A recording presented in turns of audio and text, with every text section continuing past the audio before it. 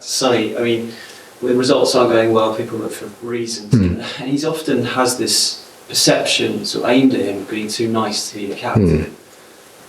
I mean, obviously you named him a while ago. Well, as I say, when results are going well, people are looking for reasons. Yeah.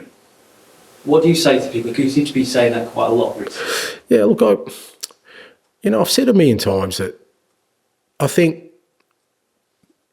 we just live in a world now where people are constantly wanting someone to blame, and they just look. That's just the world we live in.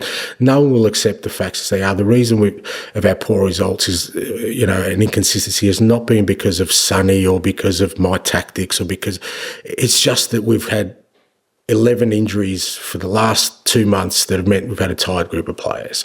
But that doesn't suffice because that doesn't provide a head on a plate. It doesn't give anyone, they want somebody society, that's how we live our lives these days. You look at anything that happens in life, what we want, if somebody makes a mistake, we want to tear them down. There's no leniency anymore. There's no understanding. There's no contextualizing of why maybe this happened. It's just like, no, just burn him at the stake. Let's just go and do that. So they're looking for someone. So, if people think that Sonny hasn't done everything in his power to try and help us through this, so what if he's a nice guy? What's wrong with being a nice person? Why do you have to smack people around? I've seen plenty of captains who are the opposite, and they're pretty poor captains. So Sonny is Sonny. And I've got no complaints about his leadership. I've got no complaints about the way he's gone about things. He's handled it his way.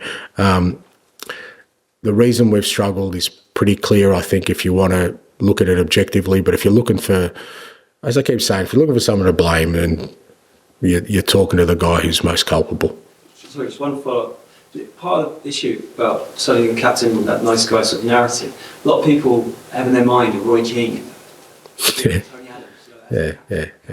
They're not nice people. No, it's more like You said that, not me, by the way. It's just to be clear. Yeah. No, I mean, as in, it's kind of a perception of what captains do. Yeah. They may not even exist anymore. Is that part of it? I don't think. Yeah, I don't think they maybe. Yeah, a little bit, because I think, as I keep saying, the world's changed. Dressing rooms have changed. Like, even for the likes of Roy and others, in today's dressing room, I think they'd find it challenging. They probably adjust because, the good leaders do adjust, but they're not the same kind of dressing rooms. The same way I can't be the same manager I was 20 years ago. You can't be that person anymore. You can't just go in there and just, give people ultimatums, players ultimatums about, if you don't like it, you're out of here. That world doesn't exist anymore.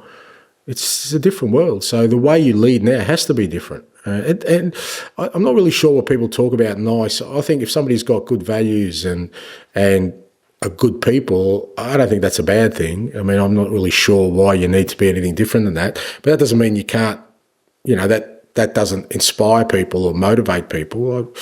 If you come into training, you see Sonny kind of really bouncing around, enthusiastic about training, well, that's going to rub off on you. You can't go around moping, because you'll say, well, if I'm doing it, why aren't you? So there are many ways to lead. I think the key to leadership is being yourself, and Sonny certainly is that.